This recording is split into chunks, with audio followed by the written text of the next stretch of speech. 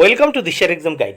প্রিয় একাদশ শ্রেণীর পরীক্ষার্থী বন্ধুরা, তোমাদের জন্য এই ভিডিওটিতে আমি আলোচনা করতে চলেছি একাদশ শ্রেণী 2024-এর বাংলা বিষয়ের 100% লাস্ট মিনিট কমন সাজেশন। বন্ধুরা, অবশ্যই ভিডিওটি তোমাদের দেখে নিতেই হবে 100% কমনের জন্য একাদশ শ্রেণীর ফাইনাল পরীক্ষায়। তাহলে দেখে নাও, প্রথমে গল্প থেকে যে প্রশ্নগুলো তোমাদের পড়ে নিতে হবে, যেগুলো 100% কমন হিসেবে তোমাদের পরীক্ষায় আসতে চলেছে, দেখে নাও। তাহলে প্রথমে দেখবে কর্তার ভূত থেকে যে প্রশ্নগুলো তোমাদের পড়তে হবে। দেখো, 1 নম্বর প্রশ্ন, তারা বলে ভয় করে যে কর্তা, কারা এ কথা বলে, তাদের কিসের ভয়, কর্তার জবাবে কি বলে। Very important question. 2 নম্বর প্রশ্ন, ভূতের রাজত্বে আর কিছু না থাকুক, শান্তি থাকে, মন্তব্যটি ব্যাখ্যা করো। Very important question. 3 নম্বর প্রশ্ন, কেননা ভবিষ্যৎকে মানলেই তার জন্য যত ভাবনা, ভূতকে মানলে তত ভাবনা নেই, কোন প্রসঙ্গে এই কথাটি বলা হয়েছে। ভূতকে মানলে ভাবনা নেই, কেন, তাৎপর্য ব্যাখ্যা করো। 4 নম্বর প্রশ্ন, তারা ভয়ঙ্কর সজাগ আছে, কাদের কথা বলা হয়েছে, তাদের এমন সজাগ থাকার কারণ কি। বন্ধুরা, তাহলে এই কর্তার ভূত থেকে কিন্তু মাত্র 4টি প্রশ্ন তোমাদের পড়তে হবে, যে প্রশ্নগুলো কিন্তু ভেরি ইম্পর্ট্যান্ট। এবার দেখে নাও তেলেনা পোতা আবিষ্কার থেকে যে প্রশ্নগুলো তোমাদের পড়তেই হবে। এখান থেকে কিন্তু ভেরি ইম্পর্ট্যান্ট 3টি কোশ্চেন, সেই 3টি কোশ্চেন তোমাদের পড়তেই হবে। প্রথম প্রশ্ন, আপনার আসল উদ্দেশ্য নিশ্চয়ই বিস্মৃত হবেন না, উদ্দেশ্যটি কি ব্যক্তি কি করলো। Very important. 2 নম্বর প্রশ্ন, মনে হবে তেলেনা পোতা বলে কোথাও কিছু সত্যি নেই, এ কথা কার মনে হবে, এই মনে হওয়ার কারণ কি। 3 নম্বর প্রশ্ন, তেলেনা পোতা ফিরে না যাওয়াটাই স্বাভাবিক, প্রসঙ্গ আলোচনা করো। এবং 4 নম্বর প্রশ্ন, দেখো এই প্রথম 3টি প্রশ্ন 1, 2, 3 এই 3টি প্রশ্ন কিন্তু ভেরি ইম্পর্ট্যান্ট। এখান থেকে তোমরা 100% কমন পাবেই। 4 নম্বর প্রশ্ন, না মাসিমা আর পালাবো না, কে কাকে এই উক্তি করেছে, উক্তির আলোকে বক্তার মানসিকতা আলোচনা করো। ডাকাতের মা গল্প থেকে যে প্রশ্নগুলো পড়তেই হবে। 1 নম্বর প্রশ্ন, ছেলের নামে কলঙ্ক এনেছে সে, কে ছেলের নামে কলঙ্ক এনেছে, কলঙ্ক শব্দটি ব্যবহারের কারণ কি। 2 নম্বর প্রশ্ন, ডাকাতের মা গল্পের নামকরণের সার্থকতা আলোচনা করো, অথবা ডাকাতের মা গল্পের নামকরণ সার্থক হয়েছে কি না তা আলোচনা করো। Very important. 1 আর 2 নম্বরের প্রশ্ন পড়লেই এখান থেকে কমন পাবে। 3 নম্বর প্রশ্ন, ডাকাতের মা ও আসলে সাধারণ মা গল্পে কিভাবে বোঝা যায়। বাংলা কবিতা থেকে 100% কমন যে প্রশ্নগুলো তোমাদের পড়তেই হবে সেগুলো দেখে নাও। 2024 সালের জন্য অত্যন্ত গুরুত্বপূর্ণ প্রশ্নগুলি দেখে নেওয়া যাক। প্রথমে দেখে নেওয়া যাক কবিতা নীলোধ্বজের প্রতি জনা, এই কবিতা থেকে যে প্রশ্নগুলো পড়তে হবে। 1, মহারথী প্রথা কি হে, এই মহারথী কার প্রতি কে এই উক্তি করেছেন, মহারথী প্রথা কি, কে কিভাবে তা লঙ্ঘন করেছেন।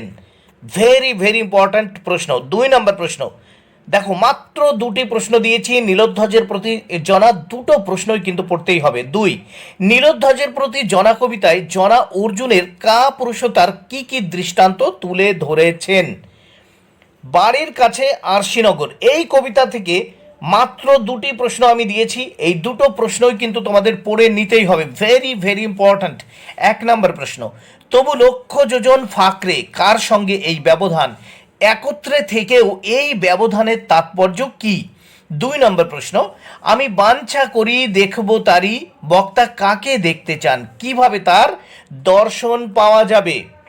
এরপর দ্বীপান্তরের বন্দিনী, এই কবিতা থেকে যে প্রশ্নগুলো তোমাদের পড়তেই হবে, অবশ্যই কিন্তু এই প্রশ্নগুলো পড়ে নেবে।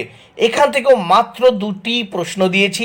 1 নম্বর প্রশ্ন দেখে নাও প্রথমে, ভেরি ইম্পর্ট্যান্ট, পুণ্যবেদীর শূন্যে ধ্বনিল ক্রন্দন ১৫০ বছর কোন কবিতার অংশ? মূল কাব্যগ্রন্থের নাম কি?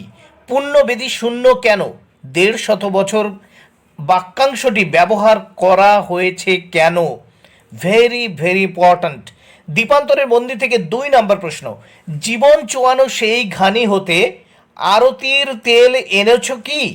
রূপকার্থটি বুঝিয়ে দাও। এরপর নুন থেকে, নুন কবিতা থেকে যে প্রশ্নগুলো পড়তে হবে, এখান থেকে মাত্র 2টি প্রশ্ন দিয়েছি। অবশ্যই অবশ্যই কিন্তু 2টো প্রশ্নই তোমাদের পড়তে হবে। এক, আমরা তো অল্পে খুশি, অল্পে খুশি মানুষদের জীবন যন্ত্রণার যে ছবি নুন কবিতায় ফুটে উঠেছে তার পরিচয় দাও। 2 নম্বর প্রশ্ন, আমাদের শুকনো ভাতে লবণের ব্যবস্থা হোক। কারা কাদের কাছে এই দাবি করেছে, এই দাবি কতটা যুক্তিসঙ্গত? প্রিয় একাদশ শ্রেণীর বন্ধুরা, প্রবন্ধ থেকে যে প্রশ্নগুলো তোমাদের পড়তে হবে, দেখো 2024 সালের জন্য কিন্তু অত্যন্ত গুরুত্বপূর্ণ, 100% কমন এখান থেকে পেয়ে যাবে তোমরা। সুয়েজ খালে হাঙর শিকার থেকে যে প্রশ্নগুলো তোমাদের পড়তে হবে। এক, স্বামী বিবেকানন্দের সুয়েজ খালে হাঙর শিকার প্রবন্ধ অবলম্বনে হাঙর শিকারের বর্ণনা দাও।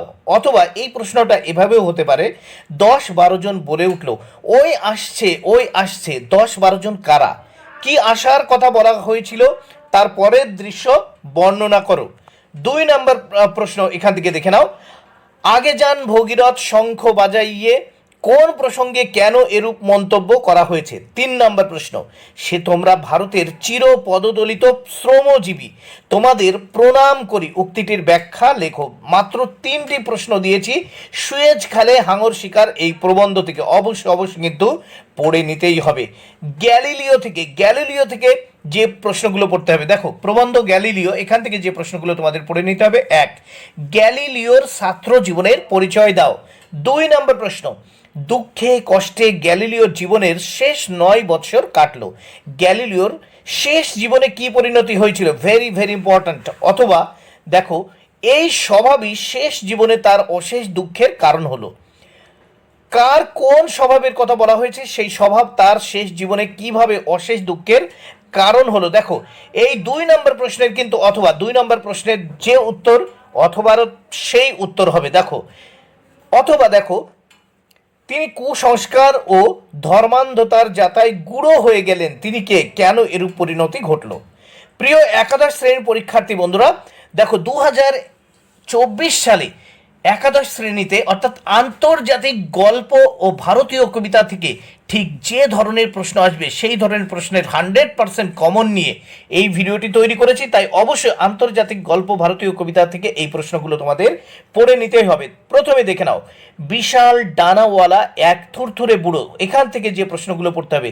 1 নম্বর ইম্পর্ট্যান্ট প্রশ্ন, সেই মুহূর্তে ওরা প্রথম ভয় পেল, কারা কেন ভয় পেল, তাদের ভয় দূর হলো কিভাবে? 2 নম্বর প্রশ্ন, দেখো মাত্র 2টো প্রশ্ন দিয়েছি এখান থেকে। বিশাল ডানাওয়ালা এক থুরথুরে বুড়ো গল্প অবলম্বনে ডানাওয়ালা বুড়োর চরিত্র আলোচনা করো। শিক্ষার সার্কাস থেকে যে প্রশ্নগুলো পড়তে হবে। 1, শিক্ষার সার্কাস কবিতার মূল ভাব ব্যাখ্যা করো। অথবা শিক্ষার সার্কাস কবিতায় কবির শিক্ষা ভাবনার পরিচয় দাও। অথবা দেখো এই প্রশ্নটায় প্রথম প্রশ্নের যা উত্তর অথবা তাই উত্তর, যতগুলো অথবা আছে একই উত্তর হবে, একটাই উত্তর। শিক্ষার সার্কাস কবিতায় কবির শিক্ষা ভাবনার পরিচয় দাও। অথবা দেখো যদি সব শ্রেণী শেষ হয়ে যায় আমি তবু পরের শ্রেণীতে যাব, বক্তব্যটি আলোচনা করো। প্রশ্নটি যেভাবেই আসুক না কেন একই উত্তর হবে। অথবা সব শিক্ষা একটি সার্কাস, শিক্ষাকে সার্কাস কবিতা অবলম্বনে মন্তব্যটি ব্যাখ্যা করো। যেভাবেই আসুক শিক্ষার সার্কাস থেকে একটাই কিন্তু উত্তর। দেখো অথবা জ্ঞান কোথায় গেল, সে যেখানে গেছে সেটা ধোঁকা, মন্তব্যটির তাৎপর্য আলোচনা করো। গুরু নাটক থেকে যে গুরুত্বপূর্ণ প্রশ্নগুলো তোমাদের অবশ্যই পড়তে হবে, সেই প্রশ্নগুলো নিয়ে এই সাজেশনটি তোমাদের জন্য তৈরি করেছি। এই সাজেশনের প্রশ্নগুলো তোমরা পড়ে নিলে এখান থেকে 100% কমন তোমরা পেয়ে যাবে। এর বাইরে কোনো প্রশ্ন তোমাদের পড়া লাগবে না। তাই অবশ্যই দেখে নিতে হবে গুরু নাটক থেকে গুরুত্বপূর্ণ 5 মার্কের প্রশ্নগুলো। তাহলে দেখে নেওয়া যাক। গুরু নাটক, রবীন্দ্রনাথ ঠাকুর। প্রথম প্রশ্ন দেখো, গুরু নাটক অবলম্বনে গুরু চরিত্রের স্বরূপ বিশ্লেষণ করো। 2 নম্বর প্রশ্ন, একটু উৎপাত হলে যে বাঁচি কে বলেছে, কেন সে উৎপাত চায় তা আলোচনা করো। ভেরি ভেরি ইম্পর্ট্যান্ট প্রশ্ন বন্ধুরা। গুরু নাটক থেকে অত্যন্ত গুরুত্বপূর্ণ বাছাই করা প্রশ্নগুলো নিয়েই আলোচনা করা হচ্ছে। গুরু নাটকটা কিন্তু অনেক অনেক বড়, আর সেখান থেকে মানে প্রচুর কোশ্চেন, সেই প্রচুর কোশ্চেনের ভিতর থেকে মাত্র কয়েকটি তোমাদের জন্য বাছাই করেছি, তাই অবশ্যই কিন্তু এই কয়েকটি প্রশ্ন তোমাদের পড়তেই হবে। তাহলে আরও একবার দেখে নেওয়া যাক। 1 নম্বর প্রশ্ন, গুরু নাটক অবলম্বনে গুরু চরিত্রের স্বরূপ বিশ্লেষণ করো।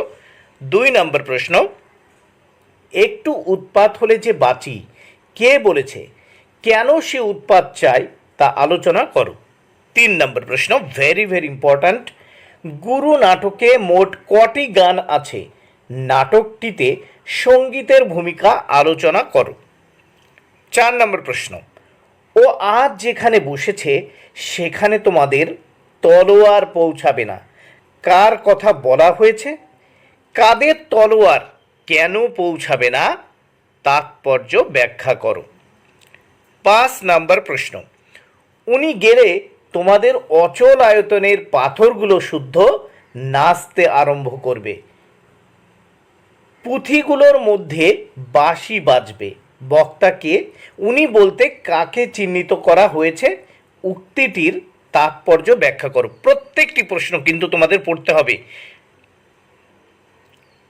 6 নম্বর প্রশ্ন, পঞ্চক দাদা বলেন অচল আয়তনে তাকে কোথাও ধরবে না, বক্তাকে পঞ্চক দাদা কে, তাকে বলতে কাকে বোঝানো হয়েছে, তাকে কোথাও ধরবে না পঞ্চক দাদার এরকম মনে হয়েছে কেন। 7 নম্বর প্রশ্ন, আজ 345 বছর ওই জানালা কেউ খোলেনি, তা জানিস, কার লেখা কোন রচনার অংশ, কে কাকে এই কথা বলেছে, উক্তিটি ব্যাখ্যা করো। 8 নম্বর প্রশ্ন, অচল আয়তনে তাকে কোথাও ধরবে না, কাকে ধরবে না এবং কেন ধরবে না তা আলোচনা করো।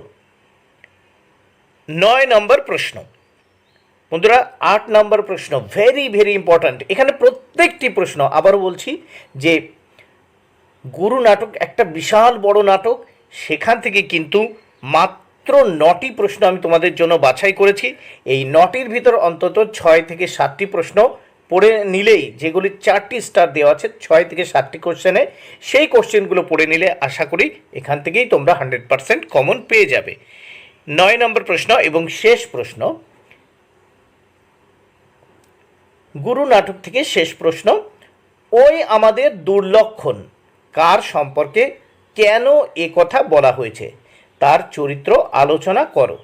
অথবা গুরু নাটকের গুরুত্বপূর্ণ চরিত্র পঞ্চকের চরিত্র আলোচনা করো।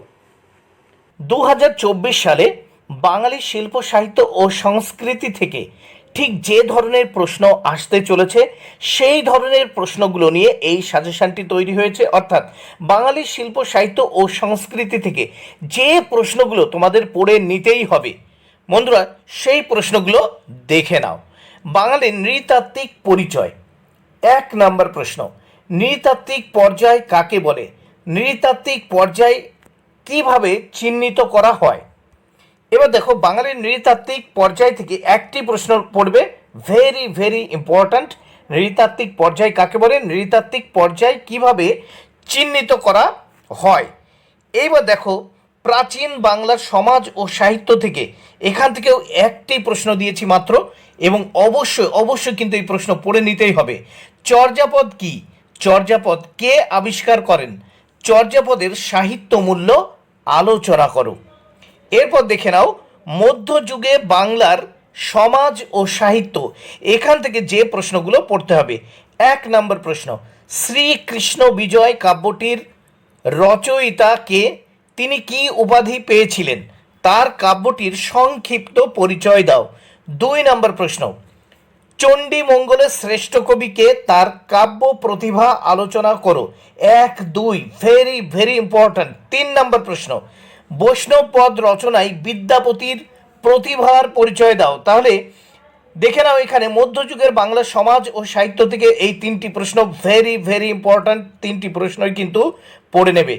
আধুনিক বাংলা সাহিত্যের ধারা থেকে যে প্রশ্নগুলো পড়তে হবে: এক, বাংলা গদ্যের বিকাশে ঈশ্বরচন্দ্র বিদ্যাসাগরের অবদান সম্পর্কে আলোচনা করো। 2 নম্বর প্রশ্ন, বাংলা গদ্যের বিকাশে রাজা রামমোহন রায়ের অবদান রচনা করো। 3 নম্বর প্রশ্ন, রবীন্দ্রনাথের কাব্যগ্রন্থগুলির কাল অনুসারে বিভাগ করো। প্রতি বিভাগ থেকে একটি কাব্যগ্রন্থের উদাহরণ দাও। 4, নীল দর্পণ নাটকের নাট্যকারকে, বাংলা নাটকের ইতিহাসে তার অবদান আলোচনা করো। 5, বাংলা নাটকের ইতিহাসে বিজন ভট্টাচার্যের অবদান আলোচনা করো। লৌকিক সাহিত্যের নানা দিক, এখান থেকে যে প্রশ্নগুলো পড়তে হবে দেখো, লৌকিক সাহিত্যের নানা দিক থেকে অত্যন্ত গুরুত্বপূর্ণ 3টি প্রশ্ন। এই 3টি প্রশ্ন কিন্তু তোমাদের পড়ে নিতেই হবে। 1, লোককথা কাকে বলে? লোককথার যে কোনো 2টি শাখার সংক্ষিপ্ত পরিচয় দাও। Very very important.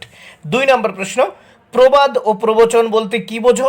অন্তত 4টি বাংলা প্রবাদের উদাহরণ দাও। Very very important. এবং 3 নম্বর প্রশ্ন, এই 3টি প্রশ্ন কিন্তু ভেরি ভেরি ইম্পর্ট্যান্ট। এখান থেকে তোমরা 1টি বা 2টি কোশ্চেন 100% কমন পাবে। 3, ধাঁধার বৈশিষ্ট্য আলোচনা করো। অন্তত 2টি ধাঁধার উদাহরণ দাও। ভাষা থেকে যে প্রশ্ন তোমাদের পড়ে নিতে হবে। প্রথম দেখে নাও, বিশ্বের ভাষা ও পরিবার থেকে যে প্রশ্নগুলো পড়তে হবে। 1 নম্বর প্রশ্ন, রূপতত্ত্ব বা আকৃতি অনুযায়ী ভাষার শ্রেণী বিভাগ করো। রূপতত্ত্ব বা আকৃতি অনুযায়ী ভাষার শ্রেণী বিভাগ করো। 2, গোত্র বা বংশানুযায়ী ভাষার শ্রেণী বিভাগ করো। এবার ভারতের ভাষা পরিবার ও বাংলা ভাষা থেকে যে প্রশ্নগুলো পড়তে হবে, এই দুটো প্রশ্ন ভেরি ভেরি ইম্পর্ট্যান্ট। 1, ভারতবর্ষ 4 ভাষাবংশের দেশ, উদ্ধৃতি অনুসারে 4 ভাষাবংশের পরিচয় দাও। 2, বাংলা ভাষার উদ্ভব ও ক্রমবিকাশ সম্পর্কে আলোচনা করো। এবার দেখে নাও, প্রাচীন লিপি এবং বাংলা লিপির উদ্ভব ও ক্রমবিকাশ থেকে যে প্রশ্নগুলো পড়তে হবে। 1, কিউনিফর্ম বা কিলক লিপির সংক্ষিপ্ত পরিচয় দাও। 2, হায়ারোগ্লিফিক লিপির সম্পর্কে যা জানো লেখো। 3 নম্বর প্রশ্ন, ব্রাহ্মী লিপি সম্বন্ধে সংক্ষেপে লেখো। ভাষা বৈচিত্র্য ও বাংলা ভাষা থেকে যে প্রশ্নগুলো পড়তে হবে দেখে নাও। বাংলা উপভাষাগুলির পরিচয় দাও। 2, সাধু ভাষা ও চলিত ভাষার মধ্যে পার্থক্য লেখো। বন্ধুরা, ভিডিওটি ভালো লাগলে অবশ্যই লাইক, কমেন্ট ও শেয়ার করো। Thank you very much. Keep watching my channel and my video.